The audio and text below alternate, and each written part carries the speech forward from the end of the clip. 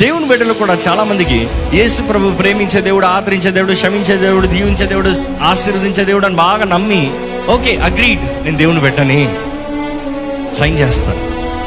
తర్వాత నాకెందుకు ఈ శోధనలు, నాకెందుకు ఈ పోరాటాలు, నాకెందుకు ఈ సమస్యలు?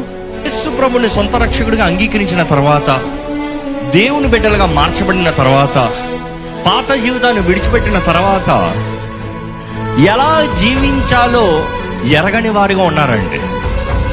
ఈరోజు కావాల్సినంత సువార్త ఉంది. దేనికంటే యేసు ప్రభు ప్రేమిస్తున్నాడు, రక్షిస్తున్నాడు, విమోచిస్తున్నాడు. వెరీ వెల్, అందరికి బోధించబడుతుంది, అందరికి చెప్పబడుతుంది. కానీ మనుషులకు తెలియనంటుంది ఏంటి తెలుసా? రక్షించబడిన తర్వాత ఏమి చేయాలి? నేను దేవుని సొత్తుగా మార్చబడిన తర్వాత నా జీవితం ఎలా ఉండాలి?